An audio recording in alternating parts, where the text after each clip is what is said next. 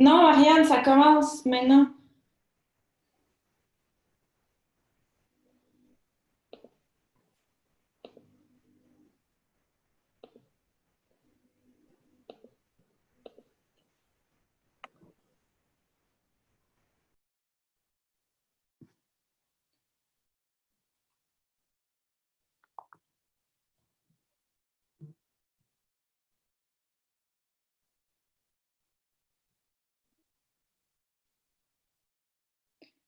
D'accord. Je pense qu'on peut commencer. On attend un de nos intervenants, mais on pourrait commencer quand même. Alors, bonjour et bienvenue à tous pour le webinaire du Centre Juno Beach, les Canadiens et le jour J. Nous vous remercions de vous joindre à nous aujourd'hui. Nous sommes donc réunis des deux côtés de l'Atlantique au Centre Juno Beach en Normandie, France, puis notre équipe au Canada. Moi, je suis Alicia de Tiwala. Je suis la responsable médiation au Centre Juno Beach. Et avec moi, on a Louis Lebel, notre responsable accueil. On a aussi Marie-Ève Vaillancourt, la responsable des expositions de l'association du Centre Juno Beach, qui nous rejoint, ainsi que notre invité Andrew Webb, qui va bientôt nous rejoindre. Il est capitaine à la retraite du Royal 22e Régiment et vétéran de la Bosnie, qui nous rejoint du Québec, qui va nous rejoindre bientôt du Québec, et qui nous parlera plus tard de son pèlerinage en Normandie pour retracer les pas de son grand-père, un vétéran du jour J. Ce samedi qui vient, nous allons commémorer le 76e anniversaire du jour J, le débarquement allié en Normandie, le 6 juin 1944. Notre webinaire va donc couvrir les grandes lignes de ces événements historiques des points de vue des Canadiens pour ensuite vous faire découvrir le Centre Juno Beach et son histoire bien particulière. Notre webinaire est, pardon, excusez-moi, comme le musée est actuellement fermé, nous vous parlerons de nos activités reliées au contexte actuel du COVID-19 et comment vous pouvez nous soutenir. L'Association du Centre Juno Beach est un organisme à but non lucratif qui est basé en Ontario, au Canada, et qui est gouverné par un conseil d'administration composé entièrement des bénévolats. L'association administre le Centre Juno Beach, qui lui est situé en Normandie, où moi je suis, là où les Canadiens ont débarqué il y a 76 ans.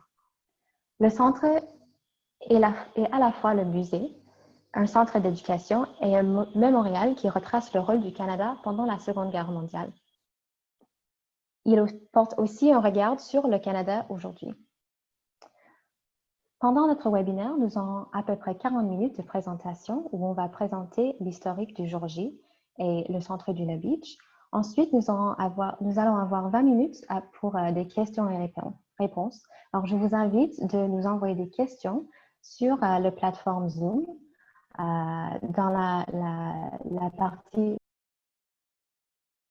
et on va pouvoir répondre à vous après les présentations.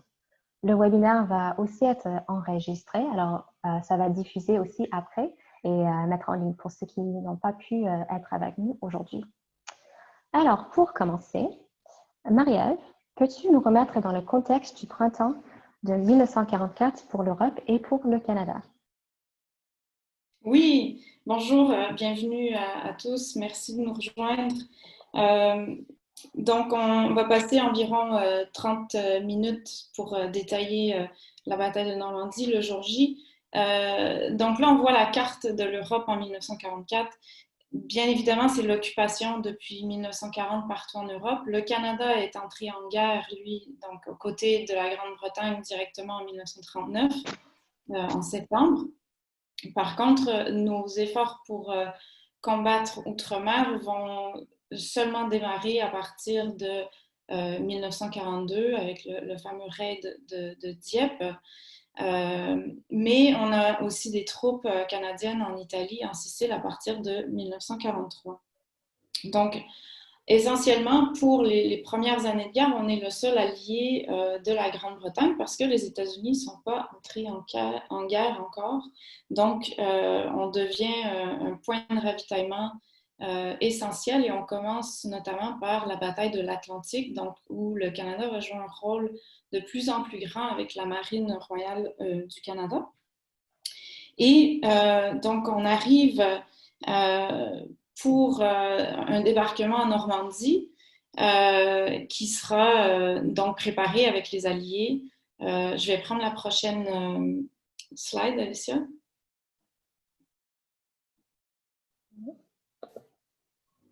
OK. Qui fait en sorte que bon, le Canada va se préparer massivement pour le débarquement allié.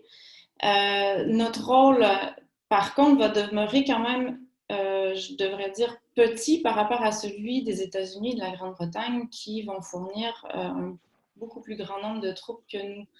Sachant par contre qu'à l'époque, donc, on est un pays qui est assez faiblement populé par rapport à la Grande-Bretagne et aux États-Unis, on a quand même une contribution qui est incroyable et énorme. Il faut savoir que le Canada s'est engagé à fournir un service outre-mer seulement sur la base du volontariat.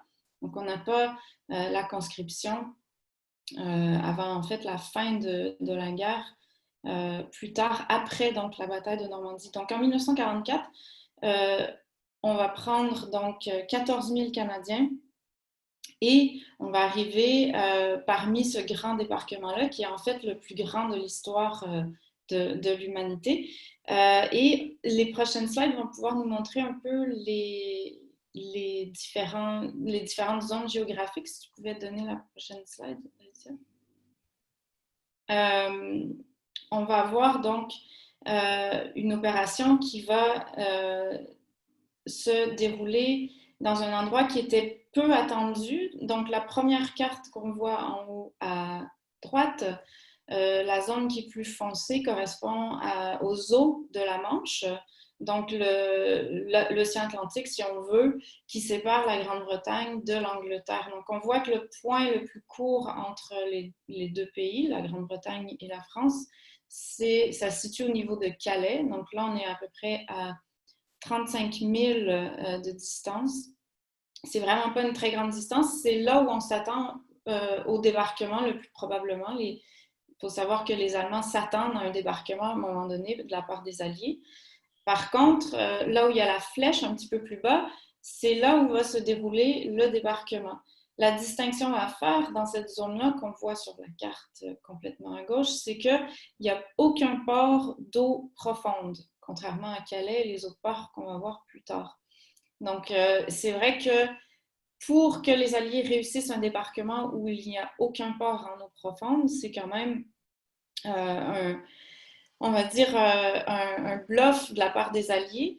Et on va le voir plus tard, les Alliés vont débarquer, vont arriver en Normandie avec leur propre portion ou morceaux de port artificiel qu'ils vont donc installer quelques jours après le débarquement, ce qui va leur permettre d'avoir un ravitaillement de façon perpétuelle pendant la bataille de Normandie.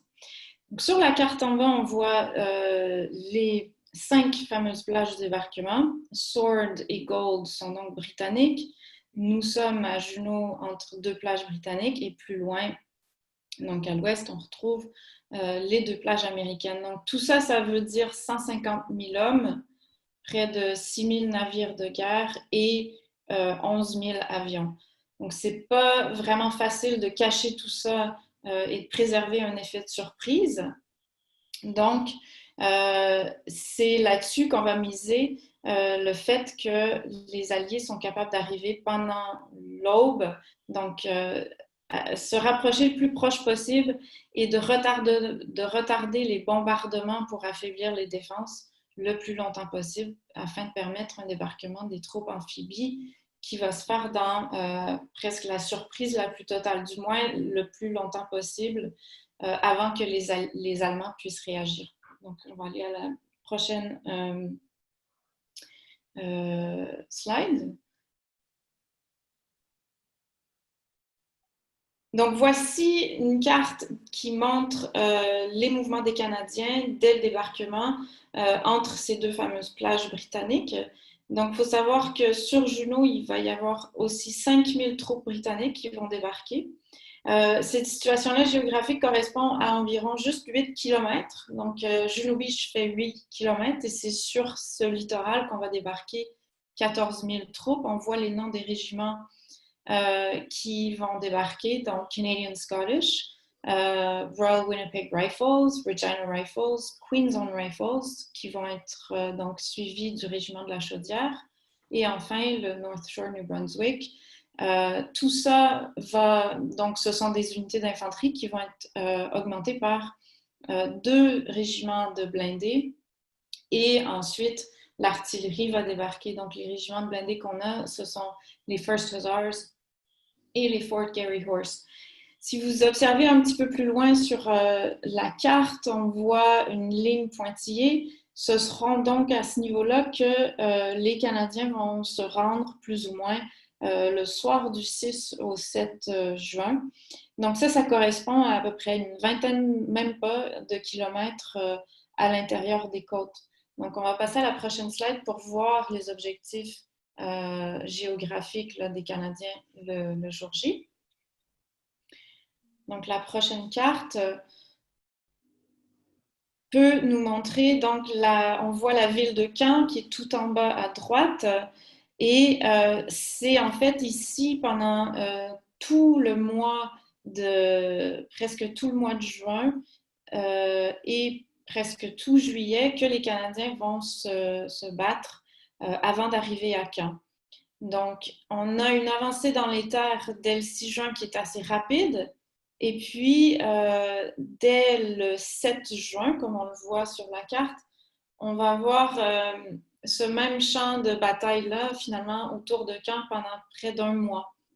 Donc, comment est-ce qu'on en arrive à aller si rapidement dès le débarquement, la première journée du débarquement, et puis ensuite, pendant 1 mois, finalement, ne pas être capable d'avancer plus loin dans les terres? Mais la réponse, c'est que l'effet de surprise est donc depuis longtemps terminé du 6 juin et les Allemands sont capables de préparer la riposte au débarquement allié. Donc les troupes auxquelles on va faire face le 6 juin sont quand même rapidement et facilement détruites. Par contre, celles qui arrivent en renfort, ce sont des troupes élites.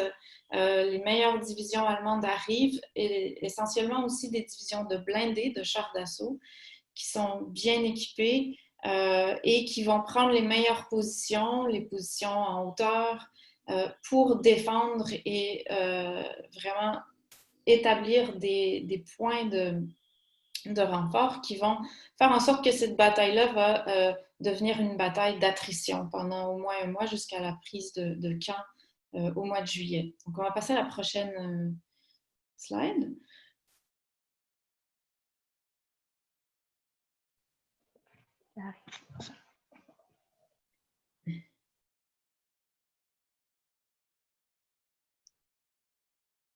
Donc, nous voici avec, vous allez voir 3 images des 3 villages où ont eu le débarquement des Canadiens. Donc, ça a été sur Courseulles, Bernières et Saint-Aubin. Là, on voit des images en couleur originale. On a en fait sur ces photos-là, donc c'est pas du tout durant le débarquement, c'est plusieurs heures après. On peut le voir notamment parce que si vous remarquez bien, on a une marée qui est basse. Quand la marée est haute, en fait, on le voit sur le devant de la photo, elle monte jusque-là. Donc, un cycle de marée en Normandie, ce qui est un gros challenge pour le débarquement, dure environ 3 à 4 heures. Donc, et le coefficient de marée est vraiment énorme, ce qui fait que on va faire un débarquement à marée haute en faisant une marée haute, mais il va falloir que ce ne soit pas complètement une marée haute parce que sinon les troupes vont se retrouver face à face avec les défenses allemandes. Il faut laisser la mer reculer un petit peu. Donc là, on est plus tard dans l'après-midi sur cette photo-là et on voit bon, le débarquement continuel. Il faut dire qu'on n'a pas beaucoup d'images, beaucoup de photos qui montrent exactement le moment de l'action. En tout cas, pas dans les premières minutes. Donc, on va passer à la prochaine slide qui est une image qui montre Courseulles-sur-Mer. Oui. Donc, photo aérienne qui montre les flammes, les fumées qui se lèvent d'une part de Juno Beach.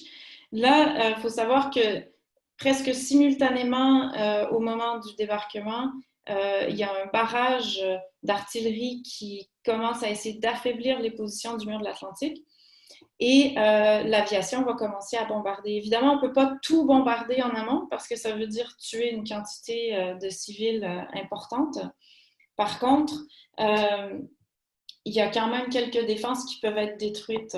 Ce qui va se passer sur la plupart des endroits des plages de débarquement des Canadiens, c'est qu'en l'espace de quelques heures, en fait, les premières lignes de défense vont être anéanties, et ce, pas grâce au bombardement aérien qu'on va avoir fait, mais parce que les troupes d'infanterie vont les anéantir les unes après les autres. Donc, c'est là qu'on voit le courage, la ténacité des troupes qui s'attendaient à avoir des positions détruites, mais en fait qui ont eu à faire face à des positions intactes. On va passer à la prochaine.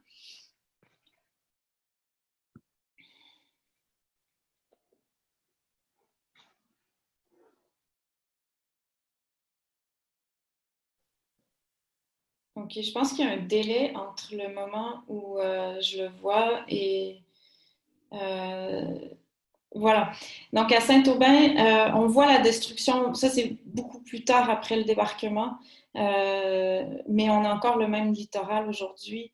Les troupes qui vont débarquer à Saint-Aubin-sur-Mer, dans le North Shore New Brunswick Regiment, vont avoir à faire face à ce petit mur qui a l'air de rien sur cette photo-là, mais en fait, on se retrouve à avoir à contourner pour s'assurer que les chars d'assaut peuvent trouver des sorties de plage. Il y aura en fait quelques sorties de plage uniquement sur Saint-Aubin-sur-Mer, ce qui fait que on est absolument dans un cas de figure où si les défenses ne sont pas anéanties rapidement, le risque d'échouer est quand même assez grand. Saint-Aubin, il faut savoir que c'est la plage où il y aura les combats qui vont durer le plus longtemps parmi les 3 villages de Juno Beach. Donc, la prochaine slide.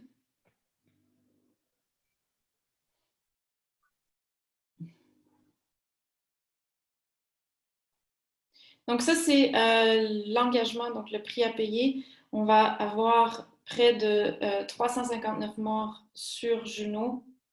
Et puis, il ne faut pas oublier le rôle du premier bataillon de parachutistes qui sont engagés, eux, complètement à l'est avec les Britanniques pour les opérations en amont du débarquement. Et la totalité de ces pertes-là, on va le voir avec la bataille de Normandie, va s'accumuler sur les 2 prochains mois de combat. Donc, on va passer à la prochaine slide.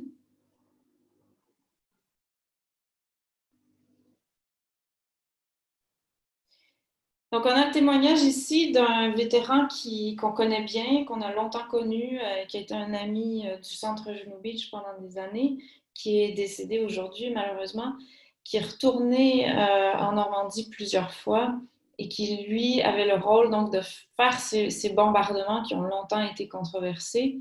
Euh, c'est sa réaction en 2007, des années après, une fois qu'il a été accueilli par le maire de la ville de Coutances, qui avait été bombardé par les Alliés, dont Gilbert Boulanger.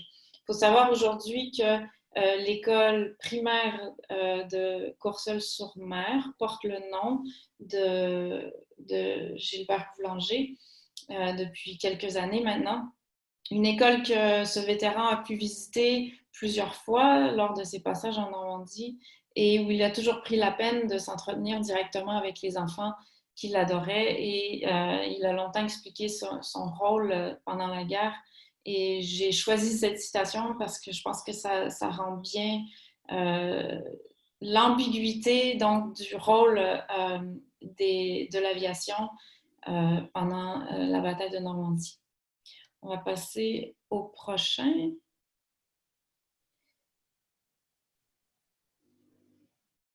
Donc, la bataille de Normandie, on parle beaucoup du 6 juin, mais évidemment, comme vous avez vu avec les cartes, c'est ce qui va se passer pendant les 2 prochains mois. Ce qui va faire en sorte qu'on va être capable de sortir de la Normandie vainqueur, mais c'est vraiment juste le début de la fin. Donc là, on parle des pertes alliées. Perte veut dire mort et blessé, hein, c'est les deux chiffres confondus. Ce qui veut dire que donc on a subi près de 20 000 pertes et dont 5 500 Canadiens qui sont inhumés aujourd'hui en Normandie. La bataille de Normandie va faire en sorte qu'il y aura 90 000 Canadiens en Normandie.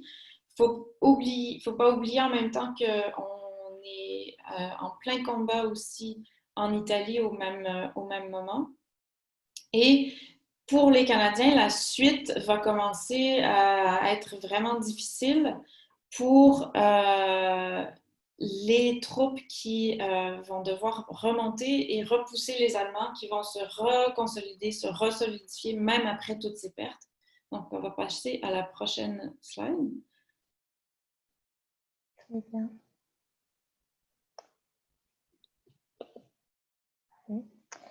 Alors, Marie-Ève, peux-tu nous dire ce qui se passe pour les Canadiens après la bataille de Normandie?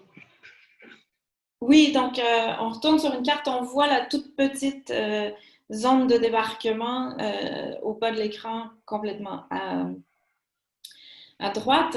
Et cette grande flèche-là constitue l'avancée des Canadiens pendant l'automne de 1944. Donc, ce qui a été très difficile en Normandie, la bataille d'attrition qu'on aura connue en Normandie va permettre quand même à l'armée allemande de battre en retraite pendant plusieurs centaines de milliers de kilomètres jusqu'en Belgique, jusqu'en Hollande. Les ports d'eau profonde dont on a tant besoin vont tous être libérés par les Canadiens. Il y aura un retour symbolique des Canadiens à Dieppe en septembre 1944 par la même division qui avait échoué donc en 1942. Et tous ces ports-là c'est vraiment un besoin vital parce qu'il faut savoir que les Alliés sont toujours ravitaillés par le port artificiel avec lequel les Alliés étaient débarqués le 6 juin 1944. Donc, si on est toujours obligé d'avoir une très longue ligne de ravitaillement, qui nous ramène toujours dans le Calvados en Normandie, alors qu'on pousse les Allemands vers le nord de l'Europe, ça devient les Alliés sont dans des situations de plus en plus vulnérables. Donc le rôle revient aux Canadiens. À ce moment-là, on est augmenté par des troupes de toutes sortes de nationalités, vont s'intégrer dans l'armée canadienne plus tard à l'automne de 1944 des troupes tchèques, belges et néerlandaises et polonaises. Les Polonais, en fait, sont intégrés à l'armée canadienne depuis le mois de juillet 1944. On va combattre auprès d'eux. C'est une armée donc qui est la plus petite des armées alliées, on va dire, sur le sol en France, mais qui finalement est la plus grande des plus petites, on peut dire, et qui va avoir un nombre de jours consécutifs passés au combat assez impressionnante selon, encore une fois, la taille du pays que nous sommes à l'époque et selon aussi encore le fait qu'on a fait la promesse que tous nos soldats envoyés outre-mer sont encore des bénévoles. Hein. Il n'y a pas de conscription encore là où on parle à cette époque-là. Donc, on va passer à la prochaine slide.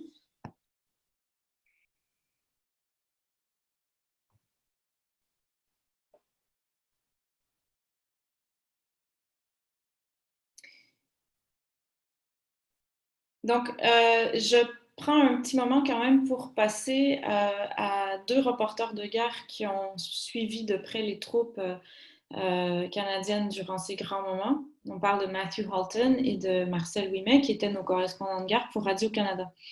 Les deux ont vécu des choses absolument extraordinaires et ont été les voix qui ont porté les nouvelles des Canadiens pour les Canadiens qui étaient restés au pays. Matthew Halton, lui, a été profondément marqué par le symbolisme des troupes canadiennes qui allaient retourner à Vimy, donc notre lieu emblématique, notre mémorial canadien de la Première Guerre mondiale. Donc, il a fait un broadcast assez émouvant donc en novembre, pour le 11 novembre 1944, en faisant référence à donc le monument de Vimy qui est en pleine guerre perçu d'un autre œil. Hein. Et il se demande et pose la question aux Canadiens, qu'est-ce qu'on va faire après cette Seconde Guerre mondiale? Est-ce qu'on va devoir faire un autre monument à Vimy, comme celui de Vimy en Normandie? Et bon, finalement, c'est des années plus tard qu'on se rend compte que le centre Juno Beach est un peu la réponse à la fameuse question que Matthew Holton se pose. Et puis, pour Marcel Ouimet, on a un point de vue qui est beaucoup plus proche des civils français, étant canadien-français lui-même. Et grâce à la publication d'un super bouquin récemment, on a le portrait plus intime de Marcel Ouimet avec les lettres qu'il écrit à sa femme pendant qu'il est en Normandie. Et on voit bien qu'il est touché profondément par l'abnégation du peuple français et qui se projette lui aussi déjà dans la reconstruction de la France d'un point de vue, pas nécessairement de quel mémorial on va mettre en place, mais ce qui sera à rebâtir pour les Français plus tard. Donc, je vais passer à la prochaine slide pour nous permettre de parler un petit peu du centre Juno Beach et pourquoi on en arrive là seulement en 2003. Donc, le fondateur du centre Juno Beach, c'est un vétéran lui-même, un vétéran du jour J. Et pendant plusieurs années, à partir de 1994, lorsqu'il va se rendre en Normandie pour la première fois, il va entretenir le rêve qui est un musée canadien. Parce qu'il faut savoir qu'à l'époque, avant le centre Juno Beach, eh bien, il y avait une collection de monuments, de stèles, un char d'assaut, des plaques, mais il n'y avait pas un réel centre où on peut comprendre, lire, écouter, ressentir ce qui s'est passé. Donc, c'est à partir de 1994 que pendant plusieurs années, à l'âge de 75 ans, Garth Webb va commencer à faire des levées de fonds et finalement agir comme un vétéran activiste, si on peut dire, pour la création d'un réel musée canadien en Normandie. On va passer à la prochaine slide.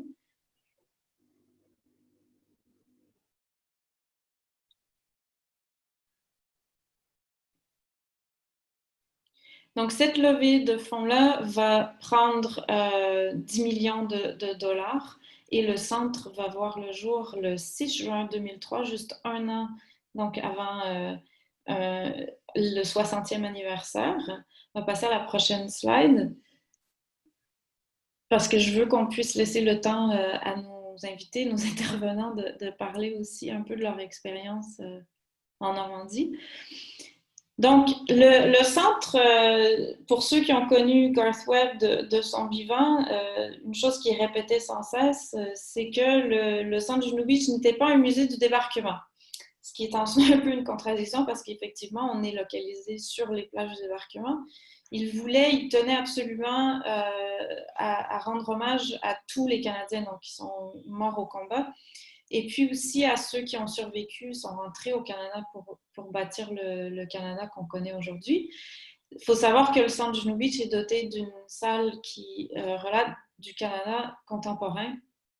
Et l'idée, c'était de montrer ce que les vétérans ont fait, la société qu'ils ont créée, du moins pour ceux qui ont survécu, et leur service au Canada. Donc, c'était vraiment, l'idée, c'était d'avoir un mémorial pour la Seconde Guerre mondiale en Europe.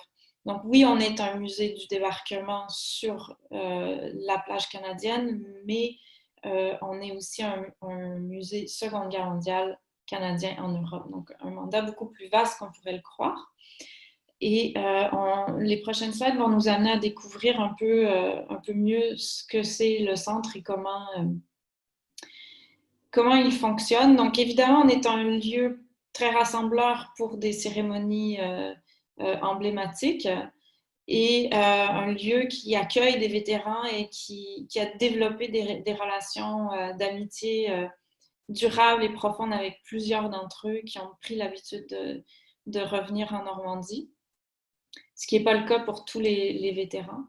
Et puis, donc, après presque 17 ans d'existence, on arrive à un point de culmination, si on peut dire, en 2019, où on aura atteint le plus grand nombre de visiteurs.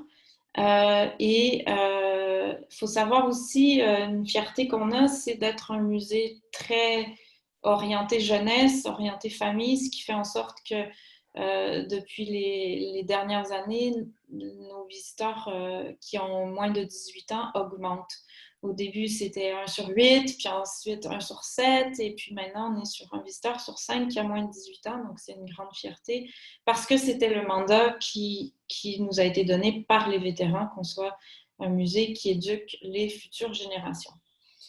Et puis, il faut savoir qu'on a seulement un quart de nos visiteurs qui sont canadiens, et donc, on sera encore plus lourdement impacté au niveau de la perte de nos visiteurs canadiens dans les mois à venir. On va passer à la prochaine slide.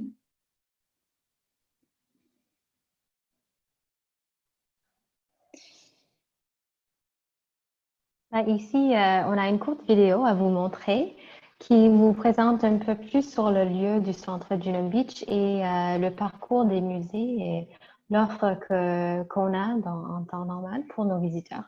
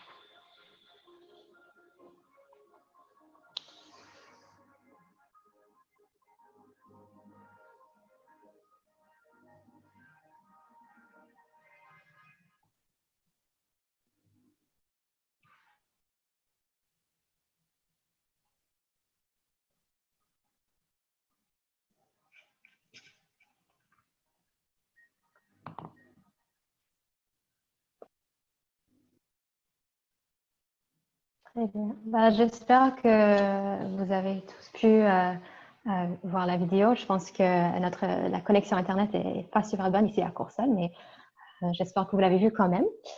Je vais passer à la suite. Pardon. Alors, je vais maintenant vous demander à Louis Lebel d'intervenir, faire une petite présentation sur son parcours au centre Juno Beach et ses plus bons souvenirs. Il est notre responsable accueil, mais il était aussi guide avec nous en 2012. Alors, Louis, peux-tu parler un peu de ton travail au centre et aussi de tes expériences, s'il te plaît? Oui, ben, premièrement, je veux dire bonjour à tout le monde qui écoute. Je peux voir la liste des participants, puis je vois qu'on a des anciens et des futurs guides. Donc, pour les anciens guides, bonjour. Pour les futurs, j'espère que vous prenez des notes.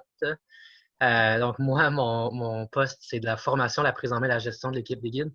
À chaque année, on a une équipe de guides canadiens qui est centrale à nos opérations. C'est ce qui nous démarque de plusieurs autres musées, du côté canadien, aussi du côté interprétation, médiation. Donc, c'est une chose qui est très importante dans l'ADN du musée.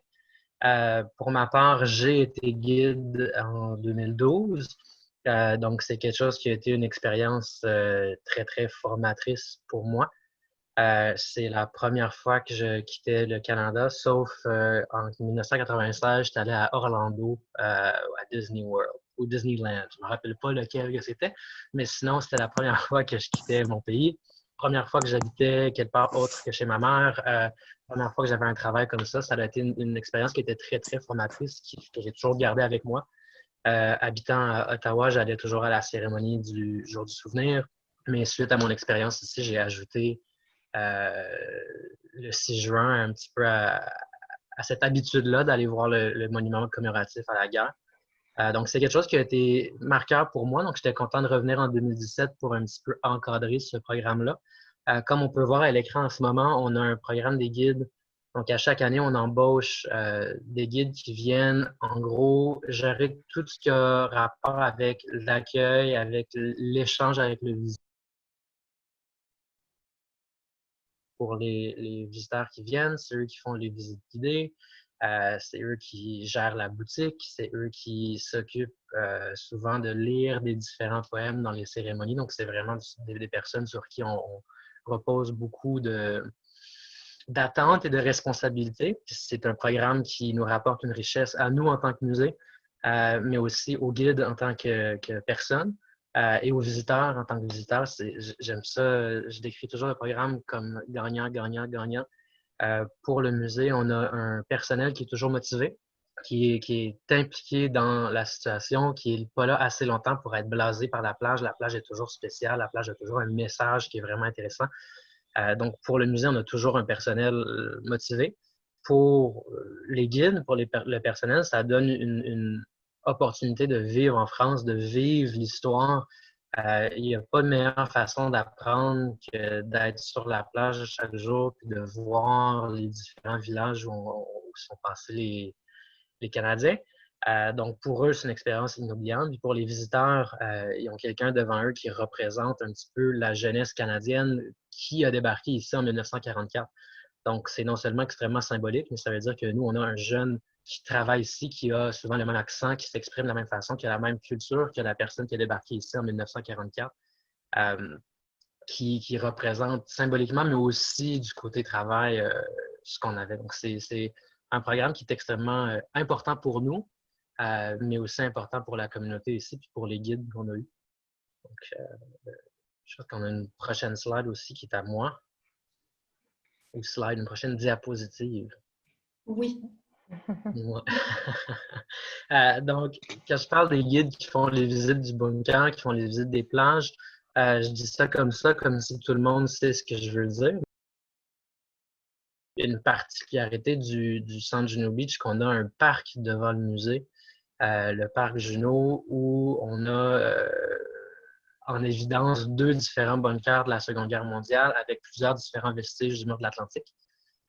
Et les visites de parc, justement, ce que les guides offrent, la partie dont les guides sont responsables, c'est l'interprétation de ces choses-là pour les visiteurs. Donc, on a 2 différents bunkers. Un bunker d'observation qui a été construit en fin 1943, début 1944, qui a été désensablé seulement en 2010. Donc, quand même, c'est très récent. Ça fait 10 ans qu'on peut entrer à l'intérieur. On a aussi un second bunker qui vient tout juste, tout est relatif, mais ça date seulement de 2014 qu'on a accès. Donc, ça fait seulement 6 ans, 6 saisons touristiques que les personnes peuvent entrer dans ces bunkers-là. C'est une visite qui démontre justement les vestiges de ce mur de l'Atlantique-là. Encore une fois, comme j'ai dit tout à l'heure, les bunkers, en prenant pour acquis que tout le monde savait c'est quoi, en ce moment, je suis en train de dire le mur de l'Atlantique, en prenant pour acquis que tout le monde sait c'est quoi. Ligne de défense, on va dire, pour protéger la forteresse européenne des nazis durant la guerre. Donc, une fois la prise de l'Europe continentale, la prochaine étape était l'invasion de l'Angleterre, mais on ne peut pas envahir l'Angleterre si on n'a pas le contrôle de l'air par-dessus la Manche. Donc, se suit la bataille de l'Angleterre, donc la Battle of Britain, comme on appelle ça en anglais, qui n'est pas un succès pour les Allemands. Donc, les Allemands ne peuvent pas envahir la Grande-Bretagne. Ce qu'ils font donc, c'est renforcer justement la côte atlantique. Puis ils se disent, ben venez pas. Nous, on ne peut pas venir chez vous, mais essayez pas de venir ici. C'est évidemment une vulgarisation de la chose, mais c'est une construction de points de défense sur la côte européenne qui part de la frontière franco-espagnole jusqu'en Norvège. Donc, c'est quand même énorme. Une construction qui s'est faite au fil, quand même sur plusieurs années. Ça ne s'est pas fait du jour au lendemain. Une construction qui suit plusieurs différentes étapes, qui suit une chronologie de la guerre aussi. Puis nous, on a le luxe devant le musée d'avoir des bunkers de différentes époques de cette construction-là, qui représentent donc différentes réalités du côté allemand, du côté allié, du côté français, du côté local. Donc, c'est vraiment un luxe qu'on a d'avoir ça. C'est des bunkers qui ont été épargnés par la guerre, évidemment non, parce qu'ils font partie de la guerre, mais épargnés, qui n'ont pas été détruits durant la guerre. Qui n'ont pas été détruits après la guerre non plus. On a la chance d'être sur un site au musée qui était avant un camping, comme on dit en français. Donc, un endroit où les personnes n'ont pas construit de construction massive, qui n'ont pas creusé dans le sol pour éliminer ces bunkers-là.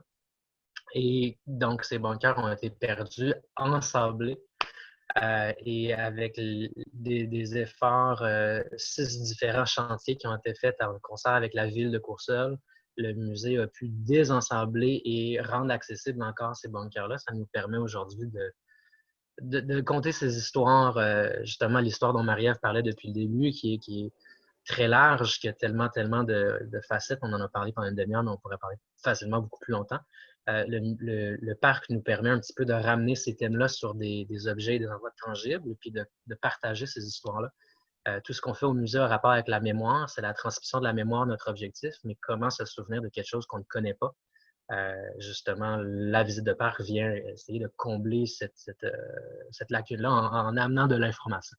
Donc ça, moi, au musée, c'est ma responsabilité de gérer ça en gérant les guides qui, eux, le font. Donc, c'est quelque chose que, comme j'ai dit au début, je l'ai fait. Quand je suis revenu, j'étais en 2012 que j'étais guide. Quand je suis revenu en 2016 pour revoir les endroits, dès que je suis rentré dans les bunkers, j'aurais pu faire une visite guidée immédiatement. C'est quelque chose qu'une fois qu'on les connaît, une fois qu'on les apprend, ça reste dans la tête, puis ça va le rester encore longtemps. Je ne suis pas prêt d'oublier ces choses-là. Mais pour l'instant, c'est à moi justement de partager ces connaissances-là avec les guides qui rentrent. Donc, c'est moi. Je ne sais pas si j'ai d'autres questions spécifiques que je pourrais répondre ici. Merci beaucoup, Louis, pour cette présentation de ton parcours et de parler un peu de ce qui font les guides qui sont très importants pour nos visiteurs et pour nous au Centre Juno Beach. 2019 était une année très marquante pour nous au Centre Juno Beach avec le 75e anniversaire du jour J. Alors moi, j'ai des grands souvenirs de ce moment-là. Louis aussi, moi et Louis, on était tous les deux au musée sur Juno Beach pour cet événement. Pour moi, un des moments les plus marquants, c'était le 5 juin, quand le musée était fermé. Et c'était fermé le 5 et le 6 juin, mais le 5 juin, on a eu une visite VIP avec à peu près 40 vétérans canadiens qui sont venus en Normandie pour cet anniversaire-là. Et ce moment-là, c'était une visite VIP pour eux et pour leurs membres de famille. Ils ont pu découvrir ou redécouvrir le centre pour ceux qui sont déjà venus. Et c'était un moment extrêmement fort pour moi et je pense pour toute l'équipe du Centre Juno Beach. Je ne sais pas, Louis, je pense que tu auras sûrement des choses à ajouter à cet événement. Certainement, comme tu l'as dit, c'est un événement qui est marquant pour moi dans son ampleur. Parce que le souvenir prend plein de différentes formes. Je sais que c'est un petit peu, je veux dire, presque poétique de dire ça, mais un 6 juin comme cette année où on va aller seul sur la plage pour avoir une petite pensée personnelle, ça a son impact, tandis qu'un 6 juin comme l'année dernière avec 20 000 personnes qui sont là, ça a aussi, pour moi, c'est très impressionnant dans son ampleur parce que c'est du jamais vu. L'année dernière, c'est une année qui a été charnière, je l'espère, pour la réussite future du musée dans le sens, dans la fréquentation qu'on va avoir. Pour la première fois, on a touché le chiffre de 100 000 personnes qui sont venues au musée, qui, pour moi, a toujours été le Graal, le 100 000. Donc, j'ai toujours vu ça comme le chiffre presque inatteignable. Puis tout d'un coup, l'année dernière, on l'a touché. Donc, c'est quelque chose qui a été très impressionnant comme ça. Puis aussi, le 6 juin même, avoir les milliers de personnes qui étaient là, avoir pour la première fois la grande cérémonie internationale, avoir le premier ministre français qui vient de donner un discours, puis les membres du Congrès américain qui étaient chez nous, puis les représentants du gouvernement anglais, puis le premier ministre canadien. Toutes ces personnes-là importantes, pas qu'il y a d'autres personnes pas importantes, mais toutes ces personnes-là de prestance, on va dire, qui étaient sur notre site, ça a une ampleur qui, je pense, qui est très symbolique et qui valide beaucoup de travail qui a été fait avant. Donc, c'est un des souvenirs que je vais garder pendant longtemps. Mais je pense que cette année, ça va être une année qui est tout aussi mémorable, mais pour des raisons complètement différentes. Donc pour moi, c'est vraiment l'ampleur de l'année dernière que je vais garder avec moi dans mes souvenirs. Très bien, ben, merci beaucoup Louis. C'est vrai que ce n'est pas tous les jours que c'est le 75e anniversaire du jour J, mais on vit quand même des moments très forts avec nous qui travaillent au musée et qui travaillent pour le musée au Canada et aussi pour nos visiteurs. Et j'aimerais maintenant inviter Andrew Webb, qui je vous ai présenté tout à l'heure, mais je vois qu'il est maintenant avec nous. Alors, bienvenue Andrew et merci d'être parmi nous. Andrew Webb est capitaine à la retraite du Royal 22e Régiment. Il est vétéran de la Bosnie et il nous rejoint du Québec. Et Andrew, pouvez-vous parler de votre voyage que vous avez fait, je pense, avec votre fils qui a eu 16 ans à ce moment-là, le pèlerinage père-fils que vous avez fait en Normandie? Avec plaisir, merci de me recevoir. Je vais essayer d'y aller rapidement. En fait, lorsque notre fils était en secondaire 5, en études internationales, il devait faire un projet final pour ses études.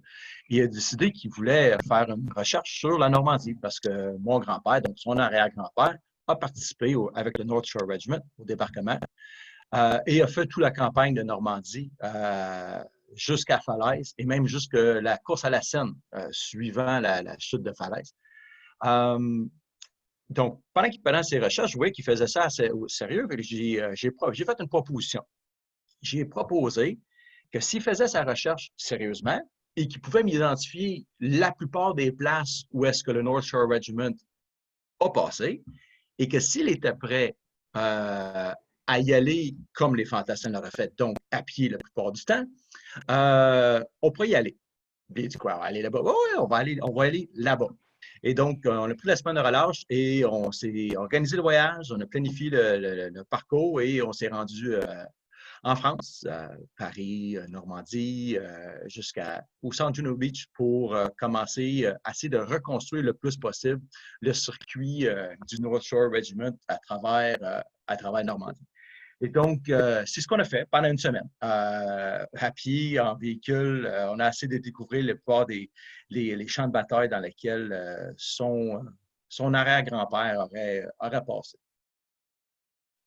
Et donc, cela nous a permis de partir vraiment de la plage, de marcher jusqu'à Tailleville, d'aller voir la station de radar à Douve la délivrante que le North Shore ont essayé de prendre, mais sans succès. On a vu Kenny Woods, on a vu Carpiquet, on a vu l'Émilie de Patrie, on a vu Falaise et tous les champs de bataille, toutes les places où ce régiment-là et l'armée canadienne ont dû passer à travers. C'est vraiment quelque chose. Quand tu le vois là, physiquement sur les lieux, quand tu peux marcher les sites, tu vois comme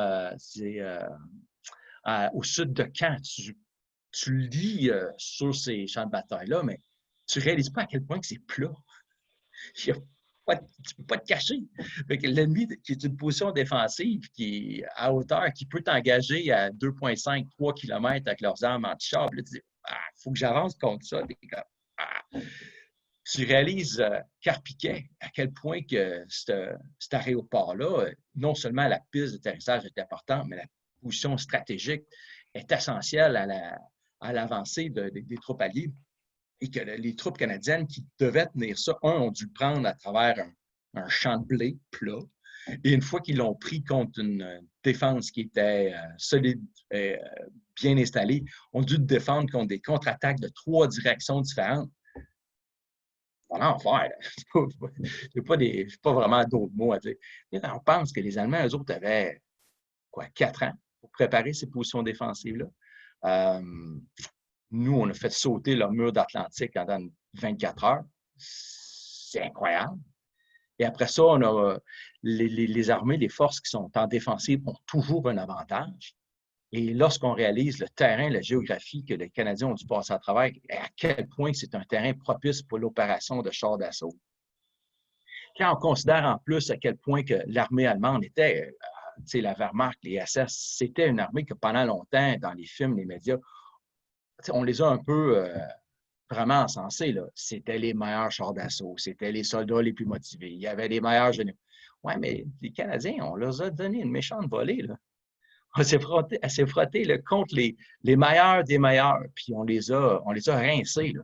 Les top divisions Panzer blindées, SS, les plus motivés des motivés, pas résister aux gars de la Chaudière, les gars des prairies, de l'Ontario, les Canadiens, nos bûcherons, nos mineurs, nos pêcheurs qui ont été entraînés avec vigueur pendant plusieurs années, ont réussi à défaire à ce moment-là ce qui était probablement la meilleure armée au monde. Donc, quand en plus on voit le terrain géographique, wow, chapeau. C'est incroyable. Est-ce que pendant votre séjour avec Will, vous avez rencontré des gens? Est-ce qu'il y a des anecdotes ou des souvenirs qui vous reviennent? Ben, en fait, oui, bon, il y a plusieurs. Une chose qui était incroyable, c'est que le centre Juno Beach, justement, de par les recherches, on avait contacté le centre de Juno Beach avant. Et quand on était arrivé, on était comme reçus, on était attendus. Puis, ils nous ont bien aidés, surtout qu'on était hors saison. Je pense que c'était peut-être un peu plus facile. C'est justement pour avoir une visite. Puis, c'est un peu ce qu'on voulait. Là. On ne voulait pas faire de la plage. Là. C'était un pèlerinage qu'on voulait faire. Et le centre Juno Beach, donc, ont été instrumental pour nous mettre en contact avec des lieux qu'on devait aller voir, des choses qu'on ne devait absolument pas manquer et des gens avec qui on devait parler. Entre autres, ils ont mis en contact avec Roger et Raymond, je n'oublierai jamais. Roger et Raymond, c'est deux survivants de l'occupation nazie. Il y avait 14 et 15 ans, à peu près tous les deux, lorsque le débarquement a eu lieu, et ont survécu. Et essentiellement, ont passé leur vie à vouloir être reconnaissants envers les Canadiens. Leur maison, qui est à Ménil-Patrie, a une grange qui est convertie essentiellement en dortoir avec une grosse feuille d'érable en avant. Et nous, moi et Will, on était partis genre pour faire du camping. Là. Puis là, les autres, non, vous ne faites pas de camping. Là. Vous restez chez nous. Là. Vous allez manger avec nous. Elle sort la bouffe qu'elle faisait. Monsieur sort son cidre que lui fait lui-même. Il avait 92 ans à l'époque. C'était incroyable de pouvoir parler avec un survivant de l'autre côté, un Français qui est encore reconnaissant aujourd'hui parce qu'il se rappelle les nazis, là, les fascistes vivent sous le joug de ces gens-là. C'est complètement inacceptable. Donc ça, c'est juste un exemple. Aussi, le Centre Juno Beach a organisé une entrevue avec radio locale. Donc, Will a pu passer à la radio locale et la radio locale ont transmis ça à Radio-Canada ici. Et Will a passé, il y a eu 11 minutes à Radio-Canada à l'heure de pointe le matin en entrevue directement de la France pour raconter ce qu'il est en train de faire pendant sa semaine de relâche. Donc, c'est quelque chose qui va se rappeler pendant longtemps. Ben oui, j'imagine que Will garde des bons souvenirs de son expérience. Puis, je pense que l'expérience que vous avez vécue, c'est celle qu'on souhaite à tous les Canadiens, peu importe s'ils ont un lien ou pas avec un régiment ou un ancêtre ou un grand-père. Je pense que si tous les Canadiens pouvaient vivre ce que vous avez vécu, le Juno aurait une toute autre valeur. Donc, c'est un peu pour ça qu'on est encore là aujourd'hui. Encourager les gens à faire ce genre de périple-là pour voir et comprendre avec notamment la topographie et dont tu as bien parlé, Andrew, les challenges auxquels on a fait face, qu'on a surmontés, étant toujours en désavantage à la fois numérique, mais aussi topographiquement avec des terrains vraiment difficiles, puis aussi les gens qu'on peut rencontrer, les rencontres qu'on peut faire et comment les Canadiens sont encore si bien accueillis 75 ans plus tard en Normandie. Il faut que même dans 150 ans, cet accueil-là soit le même si l'histoire va être de plus en plus lointaine, la mémoire, il faut qu'elle soit toujours proche, au plus près de nous, autant pour les Français que pour les Canadiens qui visitent. Ben, merci. quand on marche à travers, juste un petit peu fait sur court, là, quand on marche à travers les petits villages, puis on voit les plaques commémoratives qui sont encore entretenues avec des fleurs, c'est incroyable. On est rentré à Douve la délivrante, on a fait ça à pied. Il faisait froid, mais nous, Canadiens, on était en short. Ça a donné qu'il y avait un marché public, puis c'était les optimistes locaux qui étaient en train d'organiser le marché public. Ils nous ont vu arriver avec Drapeau Canada. Ouais, on a mangé des moules, des frites, servi de la bière. Il y a où la station de radar? Là-bas. Ils sont venus nous montrer telle station de radar. On le cherchait. C'était vraiment. Les rencontres sont vraiment très, très intéressantes. Oui, c'est vraiment un avantage. C'est un endroit unique au monde, je pense, et c'est ça qu'on cherche à faire comprendre. Il y a juste un endroit au monde, peut-être à part à Vimy puis d'autres sites canadiens en Italie, où on a tout de suite ce rapport-là aux autres juste par le fait qu'on est Canadien. C'est quand même une expérience extraordinaire, oui. Est-ce que, Alicia ou Louis, vous aviez d'autres questions pour notre invité Andrew, ou on pouvait continuer? Moi, je pense que Oui. tout a été dit. Quand on parle des différentes rencontres qu'on a, puis les souvenirs qui sont comme ça, je pense que c'est souvent... On ne s'attend pas nécessairement à ça quand on planifie notre voyage. Je ne sais pas, Andrew, si c'est quelque chose qui résonne. C'est quand on planifie le voyage, on s'attend d'être ému par la plage ou par les mémoriaux. Mais souvent, ce qui reste avec nous, c'est le monsieur qu'on rencontre dans la rue ou à l'épicerie qui nous conte une histoire ou qui nous interpelle. Je sais pas si, moi, d'après moi, c'est pas quelque chose, on n'anticipe pas cette partie-là, on anticipe être ému par les monuments et les espaces, mais c'est la partie humaine qui résonne. Je sais pas si ça te rejoint. Tout à fait. Mais nous, on avait l'avantage qu'on suivait un type. On suivait une personne. Puis souvent, j'ai l'impression, quand on regarde les chiffres, c'est 21 000 personnes. C'est le nombre de morts, 5 500. C'est comme presque trop de chiffres. C'est trop gros pour pouvoir apprécier que chacun de ces pierres tombales-là, c'était un individu, une personne. Peut-être quelqu'un qui organise une visite, tout à fait, au lieu d'essayer de te prendre d'emblée toute le champ de bataille, peut-être prendre un individu, quelqu'un de votre village, par exemple, peut-être de votre municipalité, puis suivre qu'est-ce que la personne a fait. Moi, je trouve ça très intéressant. Puis effectivement, les rencontres fortuites, surtout quand on sort un peu des sentiers battus, je me rappelle, on marchait, on essayait de suivre les champs de bataille après, là, entre Caen et les falaises de Total Eyes et Goodwin. Et on marchait vers Kennywood, où le North Shore ont subi un violent incident de friendly fire, où les bombardiers canadiens ont lancé des bombes sur leurs propres troupes. Et on a passé à travers un petit village, puis c'était la sortie d'école. Les petits-enfants sortaient de leur école.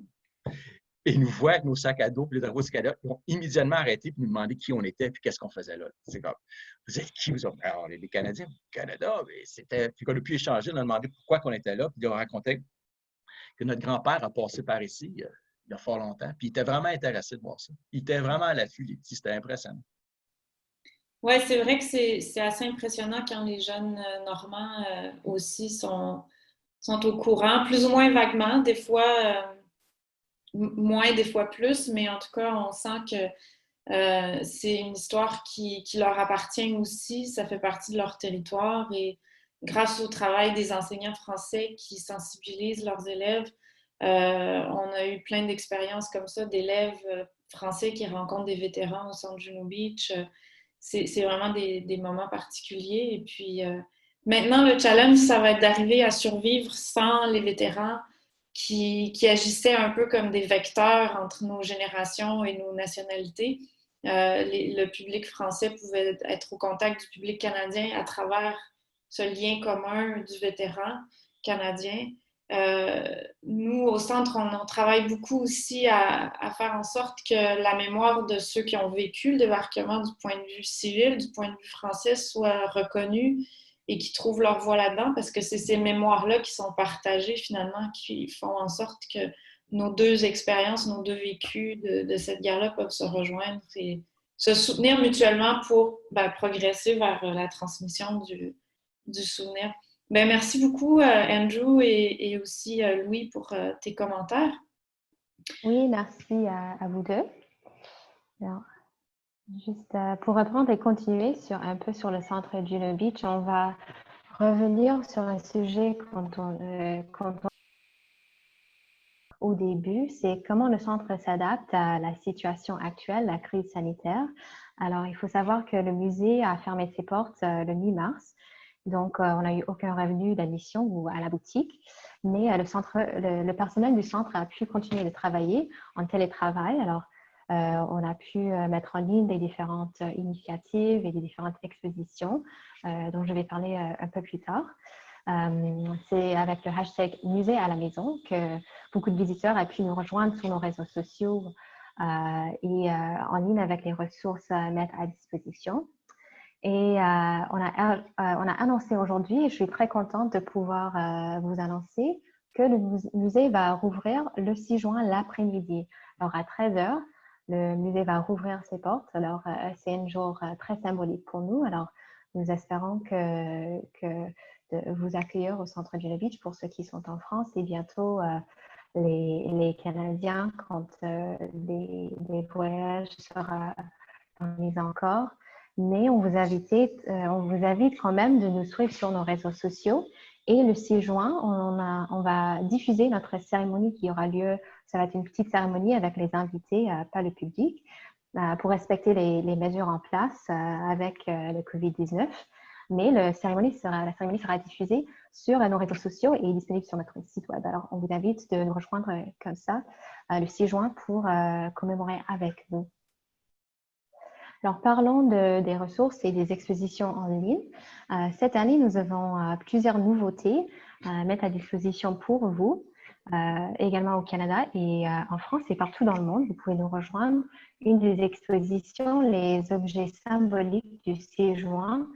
Justement, comme Andrew a dit, c'est très important de reprendre cette histoire souvent avec une seule personne, la biographie d'une personne. Alors, avec cette exposition, on avait choisi 6 objets emblématiques pour vous présenter, mais ainsi que les biographies des vétérans à qui les objets appartenaient. Alors ça, c'est disponible sur notre site web.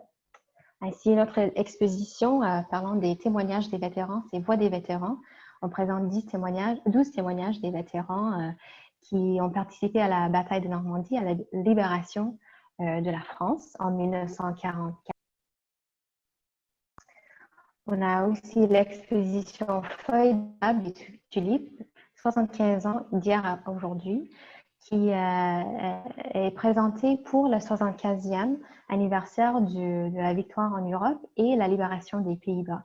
Alors ici, on parle et on rend hommage à l'amitié entre les peuples canadiens et les peuples néerlandais forgés dans les feux et qui perdurent encore aujourd'hui. Ainsi, on a l'exposition Dans leur pas, civils et soldats, leur histoire en 1944. Cette exposition est présentée, c'est une exposition itinérante. Dans 7 communes sur le secteur Juno, on présente des kiosques à histoire avec des témoignages des civils et des vétérans qui ont participé à le débarquement et les civils qui l'ont vécu sur les territoires en Normandie. C'est une exposition très émouvante. Et sur le site web dansleurs-poids.com, vous pouvez découvrir d'autres témoignages, d'autres vidéos et d'autres audios, des clips audio pour en profiter.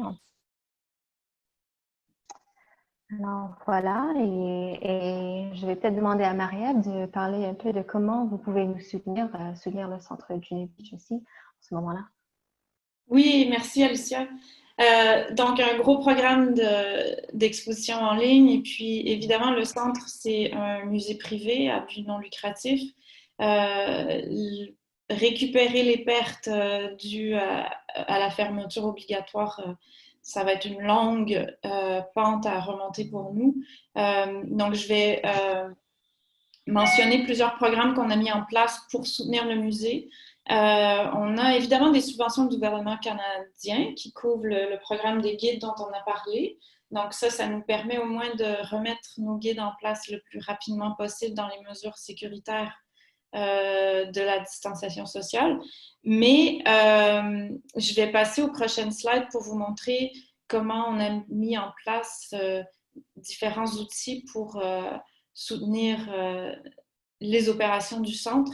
Donc, depuis toujours, on a un programme de briques commémoratifs. Donc, ce sont des briques physiques. On voit les kiosques, les emplacements qui permettent aux gens de commander en avance et de dévoiler une brique une fois rendus sur place. Donc ça, c'est une expérience assez particulière, vraiment touchante. Et puis, récemment, on a remarqué que les gens aiment bien quand le drapeau flotte fièrement au-dessus de Juno. Donc, on a créé un programme pour sponsoriser ou parrainer un drapeau qui a flotté sur Juno et qu'on nous envoie par la suite au Canada ou en France. Donc, comme il a flotté sur ce lieu très spécial, il a une autre valeur, puis en même temps, mais ça nous permet d'amasser des fonds pour les opérations du centre. L'autre programme qu'on a mis en place sur la prochaine slide, c'est l'honneur en héritage. Donc, ce sont des entretiens avec des anciens combattants, des vétérans qui nous restent. On a démarré ce projet pour le 75e anniversaire. Il faut savoir que même depuis qu'on a commencé le projet, on a perdu la plupart d'entre eux. Donc, c'est vrai que quand on arrive à capturer sur écran leur vécu, mais aussi leurs souhaits, ils nous adressent des messages directement, comment ils veulent qu'on se rappelle d'eux, de cette guerre-là. Donc, c'est des témoignages absolument touchants qu'on met à disposition du public en français comme en anglais avec des sous-titrages. Donc, il y a toutes sortes de frais qui sont liés à la mise en ligne de ces témoignages-là. Donc, on peut aussi soutenir ce programme-là en particulier sur notre site web. Et puis, enfin, pour la dernière slide, on vient de démarrer un programme de badge numérique personnalisable. Donc, à partir de 5 $ mais plus, hein, si on veut, on peut avoir un badge à la mémoire de quelqu'un en particulier et le mettre en ligne sur ses réseaux sociaux. Et il va apparaître aussi sur notre mur de badge commémoratif. Donc, on peut rajouter des photos ou un témoignage, ce qui permet à tous ceux qui ont un lien ou pas avec la guerre ou d'autres guerres, on va pouvoir soutenir le centre et commémorer quelqu'un qui nous est cher. Donc, on vient tout juste de lancer cette initiative qui est disponible sur notre site web aussi. Donc, on a voulu ça le plus ouvert possible, c'est-à-dire que ça peut être à la mémoire de quelqu'un qui a servi en Afghanistan, comme durant la Seconde Guerre mondiale. On est un lieu qui parle de la Seconde Guerre mondiale, mais aussi des conflits qui sont venus à la suite. Donc, ça peut être de toute nationalité aussi. Ça peut être quelqu'un qui a vécu ou survécu, un civil français qui a survécu à la bataille de Normandie. On n'est pas du tout dans quelque chose de prescriptif, mais plutôt dans quelque chose d'ouvert qui soutient le centre et qui vous permet de diffuser quelqu'un qui vous est cher. Voilà. Et puis, je crois que pour les dernières slides, Alicia, on a 2 boutiques en ligne maintenant où je vous ai parlé tout à l'heure d'un livre qui retrace donc les lettres manuscrites entre Marcel Ouimet et sa femme au Canada. Et puis prochainement, il y aura aussi un autre livre qui nous parle de belles histoires de la guerre qui va être en ligne sur notre boutique au Canada. Et les 2 autres livres à votre droite sont en ligne et disponibles finalement à la boutique du centre qui réouvre prochainement. Donc, c'est vrai qu'on essaie d'avoir des livres un peu différents, des livres qui permettent d'en apprendre plus, qu'on peut acheter en ligne ou à la boutique pour soutenir le centre. Et je vais laisser la parole maintenant à Alicia qui pourra peut-être nous poser des questions supplémentaires, celles qui sont venues du public pendant la présentation. Parfait. Ben, merci beaucoup à vous tous pour vos présentations et d'être avec nous aujourd'hui. Il nous reste peu de temps, mais je vais quand même poser peut-être 2 questions qui viennent des participants. Alors, une question historique, c'est peut-être pour Marie-Ève, mais quand les citoyens de Bernières et Courseulles sont-ils revenus chez eux? Pourrais-tu nous parler un peu de l'expérience des civils sur les plages, peut-être? Oui, mais en fait, il faut savoir que toutes les plages de Bernières, de Courseulles, de Saint-Aubin étaient un peu comme pendant le COVID, interdites au public, mais par les nazis pour des raisons complètement différentes.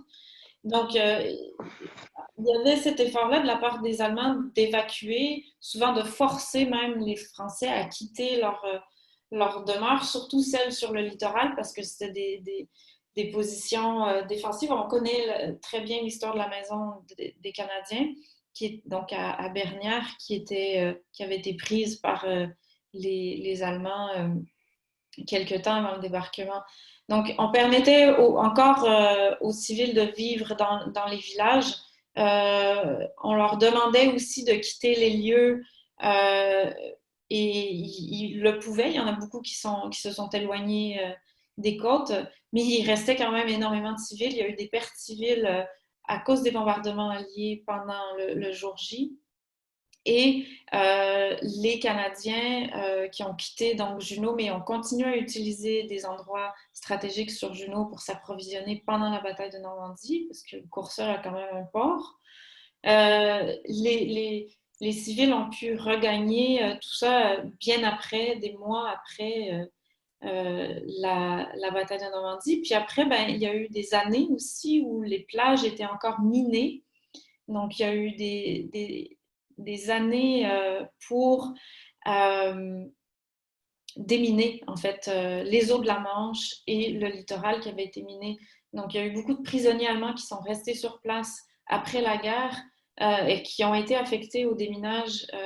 Donc, ces plages-là n'étaient pas nécessairement, une fois libérées, ça ne voulait pas dire qu'elles étaient sécuritaires pour l'accès. Donc, le déminage, en tout cas, des eaux de la Manche a pris une dizaine d'années après la guerre à être complétée. Donc, le retour des civils s'est fait progressivement. Et puis, il y a plusieurs belles histoires de gamins, de jeunes enfants qui ont grandi avec les épaves, les détritus laissés par le débarquement des années après, dans les années 50. Je pense notamment au livre de Claude Quétel, Le chien des Boches, qui raconte son enfance avec encore des résidus du débarquement dans les années 50. Voilà. Merci, Marielle. Maintenant, une question pour Louis. Pour les visiteurs français, quel a été l'aspect le plus impressionnant ou émouvant du musée? Pour les Français, peut-être tu peux parler plus large pour peut-être aussi les Canadiens. Ben, je pense que, premièrement, il y a tellement de différents éléments qui sont marqueurs que c'est une réponse différente pour chaque personne. Je pourrais pas dire un aspect spécifique, mais c'est sûr que pour les Français, un aspect que je trouve qui est très marqueur, c'est l'aspect du volontariat canadien. Faut savoir que durant la Seconde Guerre mondiale, la conscription au Canada, c'est quelque chose qui vient en vigueur plus tard. C'est pas avant février 1945 qu'il y a des conscrits qui voient le combat. Donc, tous ceux qui sont débarqués sur la plage Juno, le jour J, c'est des personnes, je mets entre guillemets volontairement, parce que c'est sûr que des raisons socio-économiques, des fois, nous obligent à faire quelque chose, mais c'était pas sous une conscription. Donc, pour un Français qui rentre, la question souvent, c'est comment ça se fait qu'il y a 45 000 Canadiens qui sont morts durant la guerre sans avoir dû le faire, sans conscription? Quand on se considère la réalité que la France s'est fait envahir par l'Allemagne, eux, ils n'avaient pas le choix, la guerre se passait chez eux. Donc, le fait que des Canadiens qui sont si loin ont choisi de venir. Donc, je pense que ça, c'est quelque chose qui interpelle beaucoup le public, je dis français, mais européen qui voient à quel point le Canada est venu loin. Puis il y a tellement différentes réponses à ça, mais je pense que des fois, on sous-estime le lien avec l'Empire britannique. Moi, l'exemple que je donne toujours, c'est que oui, on avait un lien, puis oui, on pense aujourd'hui, ah oui, on avait un lien, c'est vrai, on a encore la reine, on avait à l'époque un drapeau qui ressemblait au leur. Mais aussi, il n'y avait pas de citoyens canadiens encore. La citoyenneté canadienne, l'acte de citoyenneté passe en 1947. Donc, ça veut dire que toutes les personnes qui sont débarquées sur cette plage-là, quoique canadiens, sont citoyens britanniques. Donc, c'est quand même un lien avec la couronne britannique qui est très, très, très proche. Moi, mon grand-père, qui n'a jamais parlé un mot d'anglais de sa vie, puis qui ne va pas parler un mot d'anglais de sa vie non plus, c'est un point de fierté, est né citoyen britannique. Donc, c'est un lien qui est très proche, puis c'est quelque chose qui est étranger en tant que contenu à plusieurs Européens. Donc, je dirais que ça, c'est quelque chose qui est très marquant. Je dirais aussi, j'ai eu plusieurs échanges très intéressants sur les échanges culturels qui sont venus après le débarquement. Moi, personnellement, j'ai grandi à Bernières, au Québec. Donc, Bernières, évidemment, qui a un lien avec Bernières-sur-Mer. Euh, c'est dans cet endroit-là d'où sont venus les soldats du régiment de la Chaudière. Donc, pour parler à des Français le jour du débarquement, tout d'un coup, c'est la première fois qu'ils voient un soldat qui n'est pas allemand depuis 1940. Puis ce soldat-là est habillé comme un Britannique, puis il parle français comme leurs grands-parents avec un accent vieux-normand. Ça fait un échange culturel très intéressant qui a perduré pendant plusieurs années. Puis comme on a parlé avec Andrew, c'est des liens qui perdurent encore aujourd'hui, de personnes qui se rappellent avoir eu ces échanges-là, qui ont eu des échanges depuis. Euh, on connaît Alicia Marière aussi, des témoignages de civils qui ont cherché la parenté de soldats qu'ils ont connus, qu'ils ont cherché des cousins ou le fils d'un soldat qu'ils ont vu mourir, puis qui ont tissé des liens d'amitié avec eux après. Donc, les liens culturels qui sont faits dans les jours suivant le débarquement, mais aussi depuis le débarquement, ça, c'est quelque chose qui interpelle beaucoup les Français, mais encore une fois, tous les Européens, cette réalité-là existe aussi en Hollande. Mais moi, je la vois plus en France comme on est en France. Mais c'est quelque chose qu'on voit un petit peu partout. Une réponse très longue pour dire ces deux choses-là, mais en même temps, on pourrait s'en parler toute la journée puis dire tous les différents aspects du musée, puis j'aurais pas tort non plus. Donc, je vais m'arrêter là parce que sinon, on va être là pendant plusieurs autres heures. Faut que quelqu'un m'arrête, sinon je vais parler jusqu'à temps que le soleil se couche. Très bien. Peut-être pour conclure, si Andrew ou Maria, vous avez d'autres choses à ajouter sur les réactions des Canadiens, les émotions des Canadiens qui sont venus au musée ou Andrew, vous avez bien décrit l'expérience en Normandie en général, mais au musée, est-ce qu'il y a quelque chose pour vous et votre fils qui était très marquant? En fait, moi, c'était l'aide et le soutien au niveau à notre recherche qu'on a eu ça fait que c'est bien plus que les murs ou les expositions ou les artefacts qu'on peut trouver qui sont intéressants. C'était aussi l'aide de pouvoir pousser cette recherche-là plus tard pour aller plus loin, qu'on puisse voir plus en profondeur. Les plages sont impressionnantes, il n'y a pas de doute. Le centre Juno Beach, c'est un incontournable, il faut le voir, mais il y a tellement plus à aller découvrir dans la région. La bataille de Normandie a commencé à l'ouverture des plages, mais on n'a pas gagné. Là. On a gagné avec les 55 jours de combat acharné épouvantables qui ont suivi. Oui, je pense que c'est bien décrit. C'est un ensemble de choses à voir puis à découvrir. Il y a les petits villages, il y a le littoral. Déjà, vous avez pu le voir dans les vidéos, c'est quand même naturellement extrêmement beau, la Normandie. Donc, c'est tout ça qu'on découvre et pas juste le centre quand on choisit de se rendre en Normandie. C'est aussi quand même excentré, donc relativement calme en dehors des grandes villes. Mais ouais, je pense que on a toutes sortes de rôles maintenant avec le centre, autant éducatif, touristique, tout se mélange, mais c'est ce qui fait la richesse de l'expérience, je pense, c'est que c'est encore très authentique et encore accessible. Euh, Contrairement peut-être à d'autres sites qui se détériorent ou je pense notamment aux vestiges du port artificiel. Euh, il reste beaucoup de choses qui sont appelées à disparaître, qui ont marqué le territoire, qui vont certainement disparaître s'ils ne sont pas entretenus. Alors que le lien, l'amitié qui finalement unit nos deux pays, si on la maintient en vie, ben, c'est pas comme des bâtiments ou des vestiges. Normalement, elle devrait rester pour longtemps. En tout cas, c'est ce qu'on espère. Merci beaucoup, en tout cas, d'avoir participé, d'être resté avec nous jusqu'à la fin.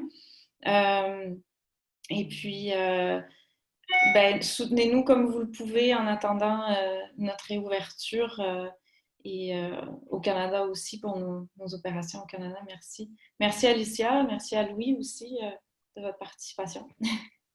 Au revoir. Merci à vous. Merci à vous tous. Au revoir. Merci. Bye. Au revoir. All right. I guess we have to run off to do the other one. Have you stopped the The recording? recording?